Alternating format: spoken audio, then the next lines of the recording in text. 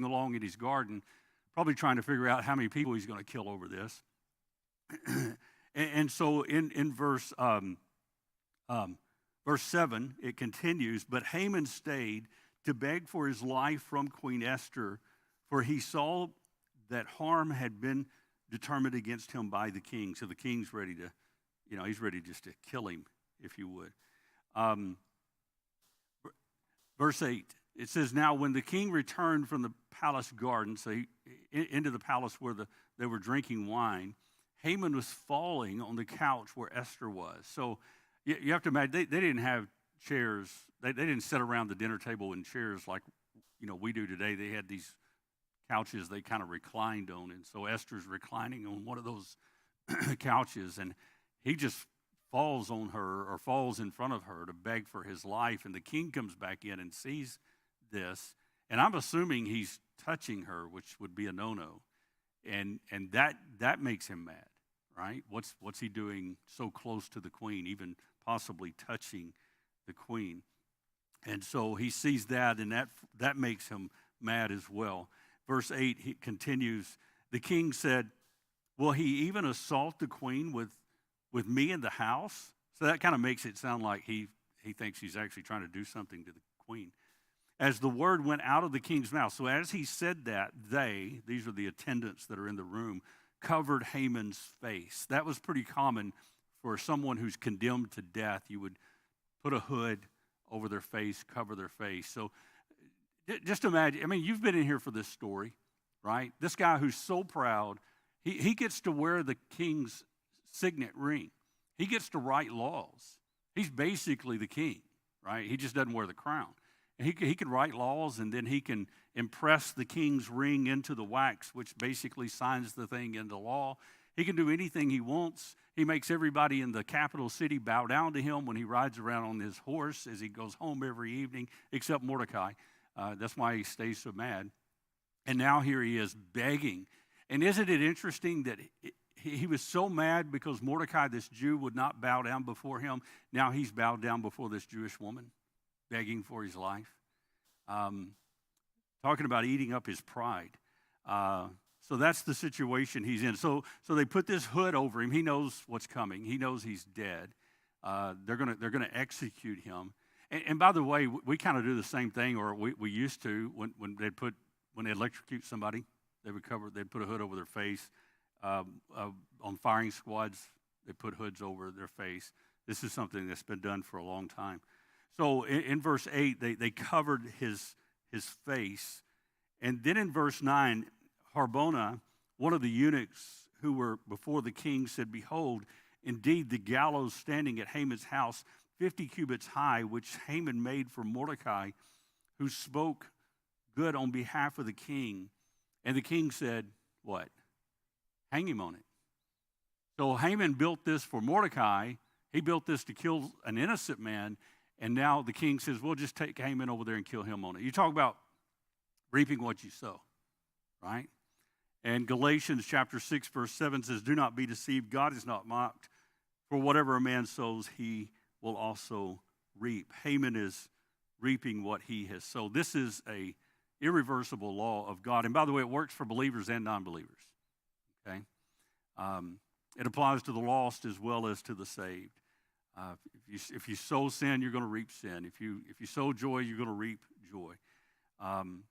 But you're going to reap what you sow. Something else, you always reap more than you sow. If you think about it, if you plant a kernel of corn, you don't expect just to get a kernel of corn back, right? You don't even expect to get an ear of corn, right? When you expect to get a crop, right? And so you can expect to get a lot more than you actually sow.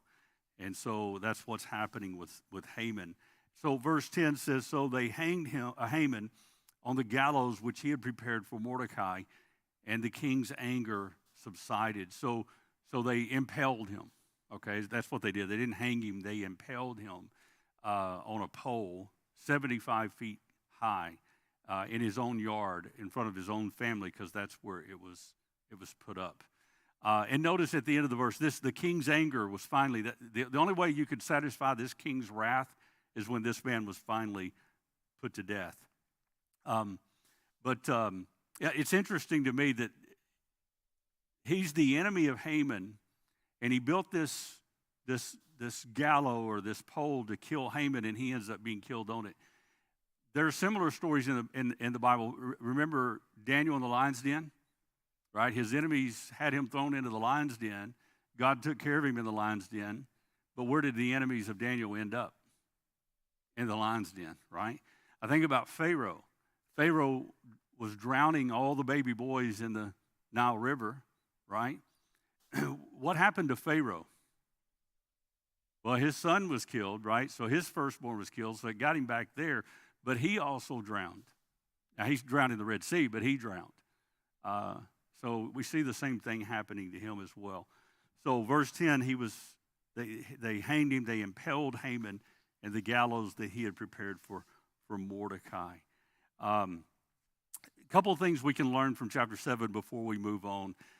Think about everything Esther has risked so far for her people, right? She was willing to risk her life for her people. I think that one lesson we can learn is how much are we willing to risk for the gospel? How much are we willing to risk to get the gospel message, the good news out there to this lost and dying world?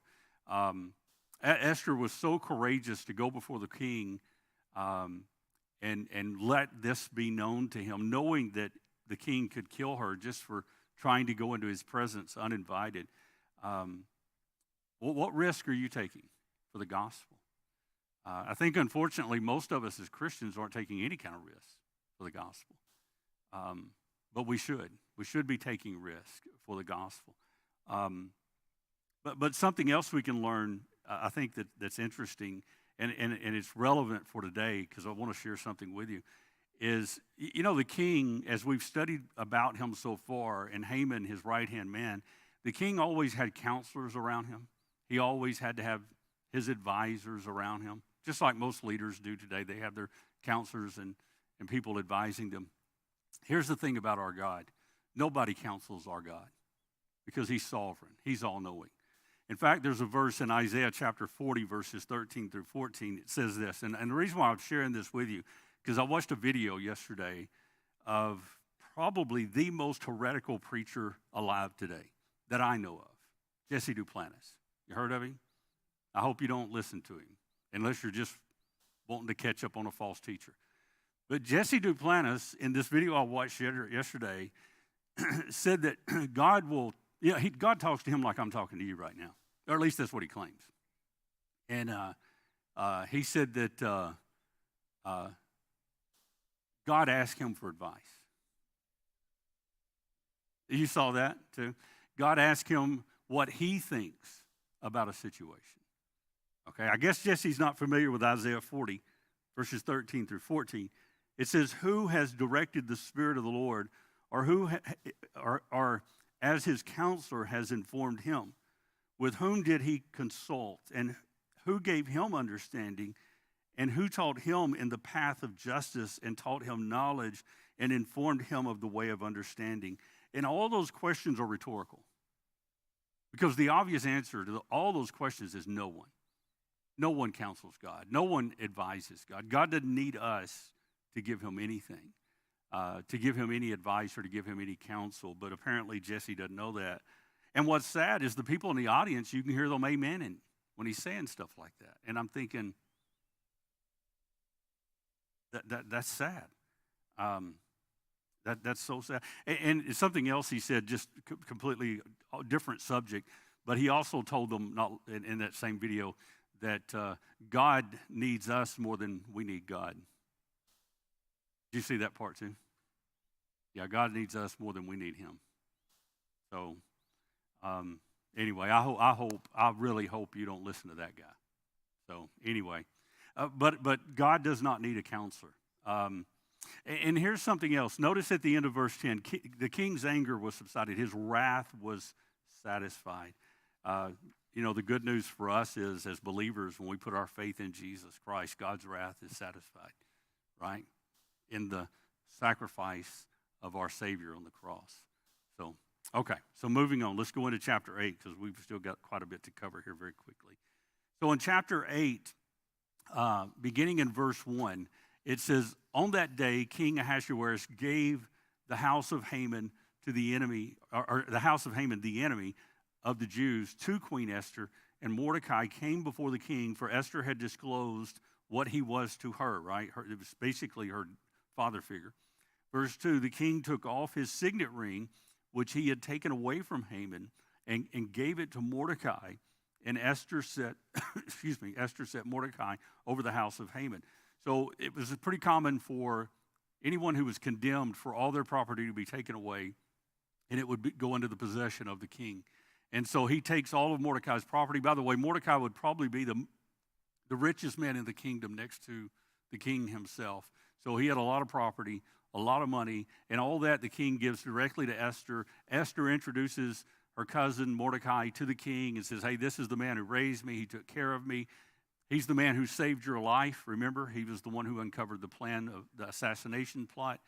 And so the king just basically makes him second in charge. He now has the place that Haman has, and he has all the riches of Haman as well. So verse 3 says, "Then Esther spoke again to the king, fell at his feet, wept," because here's the problem. The Jews are still in danger. They've only gotten rid of Haman. That date is still approaching in which all the Jews are going to be annihilated. That problem is yet to be solved. So here's Esther going into the presence of the king again. She could still be killed for this. Okay, so she goes back into the presence of the king in verse 3. She wept and implored him to avert the evil scheme of Haman, the Agagite, and his plot which he had devised against the Jews. And notice in verse 4, the king extended the golden scepter to Esther. That was the sign he accepted her back into his presence again. If he hadn't done that, she would have been executed. Okay? So Esther arose and stood before the king. Verse 5, "And she said, 'If it pleases the king, and if I've found favor before him, and the matter seems proper to the king, and I'm pleasing in his sight,'" aren't you glad we don't have to do all that before our king? That we have acceptance. "Let it be written to revoke the letters devised by Haman, the son of," however you say that, "the Agagite, which he wrote to destroy the Jews who are in the king's provinces. For how can I endure to see the calamity which will befall my people, and how can I endure to see the destruction of my kindred?" So King Ahasuerus said to Queen Esther and to Mordecai the Jew, "Behold, I have given the house of Haman to Esther, and him they have hanged on the gallows because he had stretched out his hand against the Jews. Now, you write to the Jews as you see fit." In other words, you, Mordecai and Esther, you write a new law in the king's name and seal it with the king's signet ring. "For a decree which is written in the name of the king and sealed with the king's signet ring may not be revoked." So, in other words, what he's telling them is this law that I wrote, that Haman tricked me into writing, cannot be revoked. That's the law of the Medes and the Persians. When they wrote something into law, it could not be reversed. I don't know why, but that was their culture, and you couldn't reverse it. Okay, so you could write a law to oppose it, but you couldn't just get rid of it. You couldn't just take it off the books.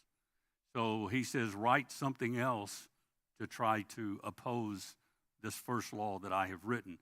And so verse 9 says, "The king's scribes were called at that time in the 3rd month, on the 23rd day, and it was written according to all that Mordecai commanded to the Jews, the satraps, the governors, the princes of the provinces which extended from India to Ethiopia, 127 provinces, to every province according to its script, and to every people according to their language, as well as to the Jews according to their script and their language.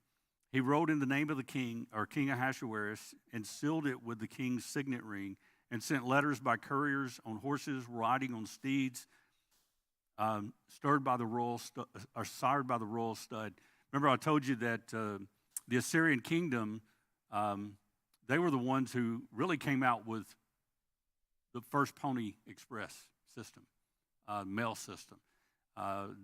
That's where we copied that from. They had men who rode horses for a certain length or a certain distance, and then they would have a fresh horse and a fresh man ride another distance, and they could cover a lot of territory very quickly, and could get messages moved across the kingdom very quickly.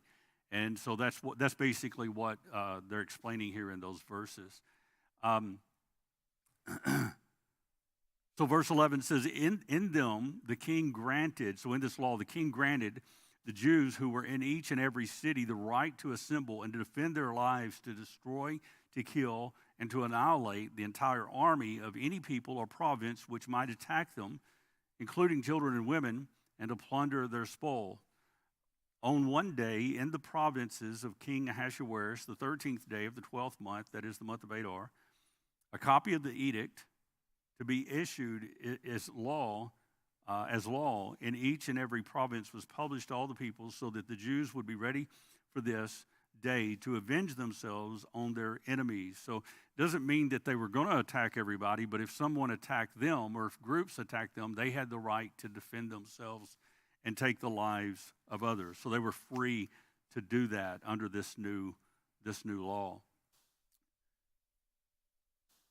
Verse 14, the couriers hastened and impelled the king's command, went out riding on the royal steeds, and the decree was given out at the citadel in Susa. Then Mordecai went out from the presence of the king in royal robes of blue and white, with large crown of gold and a garment of fine linen and purple, and the city of Susa shouted and rejoiced. Check out Haman now in his royal getup, right? For the Jews there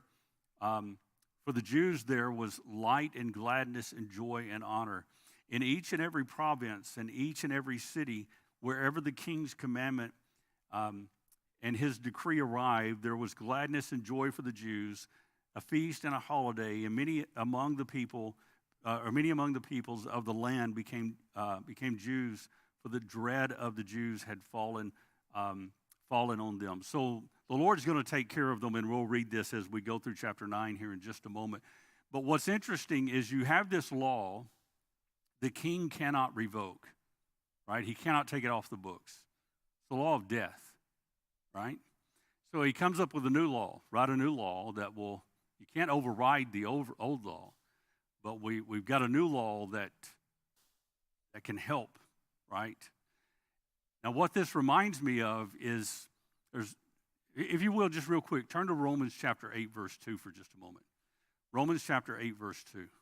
Because it talks here about a couple of laws that apply to us. Romans chapter 8 and verse 2. And I think you'll see the parallel. In Romans 8, verse 2, it says, for the law of the Spirit of life in Christ Jesus has set us free from another law. And notice what this law is called. It's the law of sin and death. Okay, so we're all born under this law called the law of sin and death. Now, if you want to know a little bit about the law of sin and death, turn just back a couple of pages to Romans chapter 5, verse 12. And let me just give you a quick survey of this law so you'll understand what he's talking about. In Romans chapter 5, verse 12, this verse explains why we're the way we are, why we're sinners. It says, therefore, just as through one man, talking about Adam, sin entered into the world, and death through sin, and so death spread to all men because all sinned. And basically what that's telling us is because Adam sinned, the original sin, we are all born with a sin nature and we're sinners. Okay, that's why you don't have to teach us to sin. We're going to sin because we're all born with this sin nature. Now, because we're born with this sin nature, what comes along with sin? Death, right? Romans chapter 6, verse 23 says the wages of sin is what? Death. That's the law of sin and death. We've all sinned and fallen short of the glory of God. Everybody here is a sinner. We all have a sin nature, and the wages of sin is death. That's the law of sin and death. That's just the short rundown of it. Okay, so God's a holy God, and God, if he's a holy God and a just God, he cannot just overlook the law of sin and death, can he? Not if he's a good God. So he can't just overlook our sin. He has to punish our sin. So you see the parallel, right? So what's he going to do if he wants to forgive us and have an eternal relationship with us? But he has to do something about our sin. Well, that's the gospel, right? John 3:16, for God so loved the world that he gave his one and only Son, that whoever believes in him shall never perish, but have eternal life. And so back to Romans 8, verse 2, for the law of the Spirit of life in Christ, in other words, your relationship with him is what sets you free from that first law, the law of sin and death. God punished him. He's the one who took that punishment on the cross for us. He's the one who died on the cross for my sins, took the full wrath of God that I deserved. That way, that law continued, and my sin was punished, but I also get to have a relationship with God. See how that works? Okay, you see the parallels there? All right, so, so moving on to chapter 9. And by the way, just a couple of things real quick we can learn. We're going to get through this, I promise. Esther is a mediator for her people, right? We see that all through this book. Jesus is a better mediator. And I'm not trying to run Esther down, but think about what a greater mediator Jesus is, right? As he is before the Father's throne. And Jesus doesn't have to worry about being accepted, right? He doesn't have to worry about the Father killing him for coming before his throne. There's no doubt whatsoever there. Okay, so moving on to chapter 9. So we'll go through this. I'm going to read through this rather quickly, beginning in verse 1. Now in the 12th month, that is the month of Adar, in the 13th day, on the king's command and edict, were about to be executed. On the day when the enemies of the Jews hoped to gain mastery over them, it was turned to the contrary, so that the Jews themselves gained mastery over those who hated them. So you can see how God was in this. The Jews, in verse 2, assembled in their cities throughout all the provinces of King Ahasuerus to lay hands on those who sought their harm, and no one could stand before them, for the dread of them had fallen on all the peoples. That's not the first time God has done that. He did that quite a bit with Moses as they made their way to the promised land. Verse 3, it says, even all the princes of the provinces, the satraps, the governors, and those who were doing the king's business assisted the Jews because the dread of Mordecai had fallen on them. Indeed, Mordecai was great in the king's house, and his fame spread throughout the provinces, for the man Mordecai became greater and greater. Thus the Jews struck all their enemies with the sword, killing and destroying, and they did what they pleased to those who hated them. At the citadel in Susa, now Susa is the capital city, the citadel is the fortress. And that's where the king lived, this big fortress in Susa. The Jews killed and destroyed 500 men. And if I'm understanding this correctly, and I may be wrong and you can correct me on this, that's 500 people stood up to kill the Jews just out of the fortress. Not just the capital city, but the fortress where the king lived. Notice in verses 7 through 10, I'm not going to try to say their names, but we have a list of the 10 sons of Haman. Verse 10 says, the 10 sons of Haman, the sons of, however you say that name, the Jews' enemy, but they did not lay their hands on the plunder. So in other words, the Jews killed these 10 sons, but they didn't plunder them. Verse 11, on that day, the number of those who were killed at the citadel of Susa was reported to the king. The king said to Queen Esther, the Jews have killed and destroyed 500 men and 10 sons of Haman at the citadel in Susa. What then have they done in the rest of the king's provinces? Now, what is your petition? It shall even be granted you. And what is your further request? It shall be done. Then Esther said, if it pleases the king, let tomorrow also be granted to the Jews who are in Susa to do according to the edict of today, and let Haman's 10 sons be hanged in the gallows. Just to sum up what's going to happen between here and verse 19 is they're going to need an extra day to fight their enemies. So he's going to give them that extra day, and his sons will be impaled as well. So Haman has been killed, his 10 sons have been killed, and all their enemies have been killed. So the first half of the verse, verses 1 through 19, there's fighting. And then in verses 20 through the rest of the chapter, there's feasting. If you want to divide up the chapter, that's how you can do it. So notice in verse 20, this is where the feasting begins. Then Mordecai recorded these events, and he sent letters to all the Jews who were in all the provinces of King Ahasuerus, both near and far, obligating them to celebrate the 14th day of the month of Adar and the 15th day of the same month annually, because on those days the Jews rid themselves of their enemies, and it was a month which was turned for them from sorrow into gladness, from mourning into holiday, that they should make them days of feasting and rejoicing and sending portions of food to one another and gifts to the poor. Thus the Jews undertook what they had started to do and what Mordecai had written to them. For Haman, the son of Hammedatha, the Agagite, the adversary of all the Jews, had schemed against the Jews to destroy them and had cast I'm not real sure how to say it. He had cast dice, is what that means, a lot, to disturb them and destroy them. Remember, he cast those to try to decide the day on which they would die. So in other words, he was throwing dice to pick the day for all the Jews to be killed. But by the way, what's this holiday called? Purim. P-U-R is singular, one dice. Purim is plural for multiple dice, or the feast of, right, dice, plural. So that's where the name comes from. Verse 25, but when it came to the king's attention, he commanded the letter that his wicked scheme, which he had devised against the Jews, should return on his own head, that he and his sons should be hanged on the gallows. Therefore, they called these days Purim, after the name of Pur. However you say this, I'm not real sure.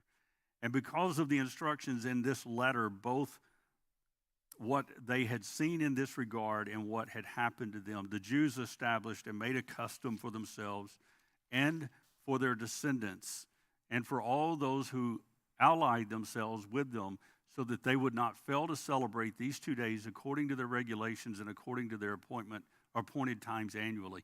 What's interesting about this holiday is the Jews still celebrate this today. This is the only holiday that I know of they celebrate that Mordecai appointed this holiday, not Moses. All of their other holidays, Moses. It's in the Mosaic law, right? But this is a holiday that Mordecai had appointed. And so they still celebrate it today, and it's a pretty lively holiday. It's not sad. It's everybody's happy. They cook, they eat, they exchange meals, they exchange food. And one of the things they do is they'll read through the story of Esther, right? Beginning to end, they'll read through the whole thing. And what they'll do is anytime Esther and Mordecai's name is mentioned in the story, everybody who's listening will shout and cheer with joy. And anytime Haman is mentioned, they'll stomp their feet and boo.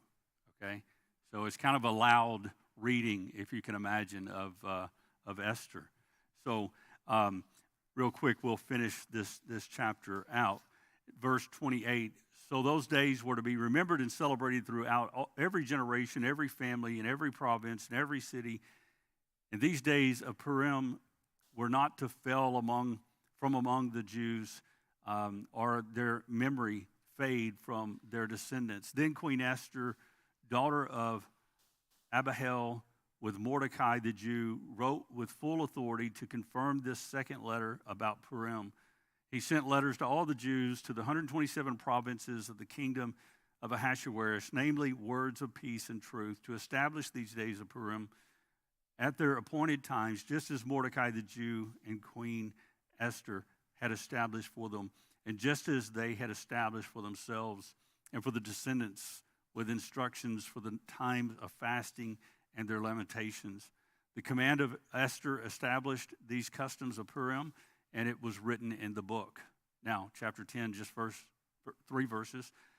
King Ahasuerus laid a tribute on the land and on the coastlands of the sea, and all the accomplishments of his authority and strength, and the full account of the greatness of Mordecai, to which the king advanced him, are they not written in the book of the Chronicles of the Kings of Media and Persia? For Mordecai the Jew was second only to King Ahasuerus, and great among the Jews, and in favor with his many kinsmen, one who sought the good of his people, and one who spoke for the welfare of his whole nation. So notice the difference between Mordecai and Haman. Haman cared about no one but himself and his own advancement. Mordecai, now that he's in the same position, cares about others and make sure, he uses his position to make sure other people are taken care of. All right, we did it. We finished. Okay, and here's something else. We finished the first 17 books of the Old Testament. In other words, we have studied verse by verse through the historical books. The first 17 books are historical in nature. And so the next book, you'll notice, is Job. And so the next 5 books are poetical books. So we start a whole new section of books. And I don't know if we'll live through the poetical books or not, but we'll work our way through the poetical books next, and then the prophetical books, Lord willing, after that. But hey, we made it through the historical books. Never thought I would do that. And unless the Lord convicts me very, very harshly, I will not go through Leviticus and Numbers again. But you never know.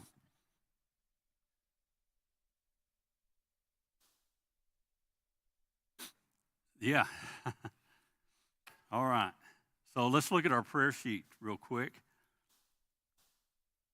And do we have any updates or additions or anything we need to add to our prayer sheet? Yes, ma'am.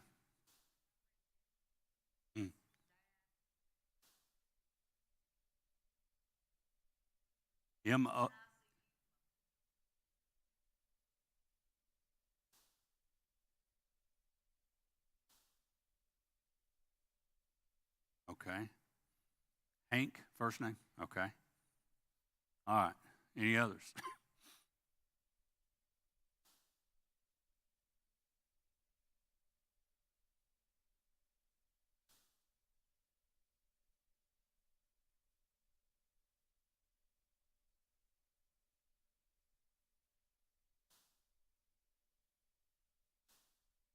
Okay, so Olivia, as you know, is pregnant with twins, and baby B's amniotic fluid is still not what it should be.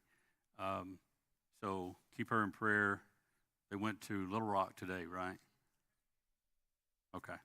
So keep her in prayer. Any others?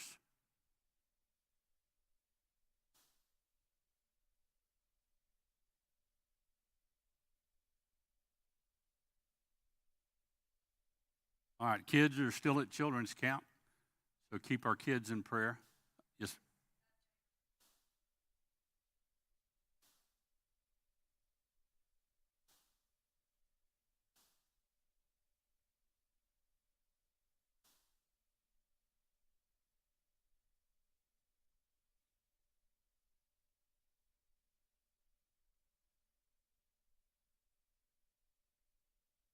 Okay. I'll keep Kim Dawson in prayer. Any others? I haven't heard an update on Maury. Is he at home? He had his pacemaker put in today, right? Okay, so I guess he's doing well from it. All right. Anything else? I thought you were going to children's camp. I guess I had you. Yeah. Oh. I could do like Jesse Duplantis and say, the Lord told me that you were supposed to be at children's camp, right?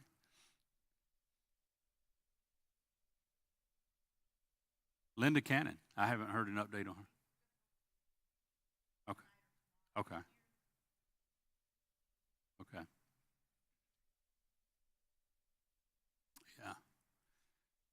All right, Brad, would you pray for us?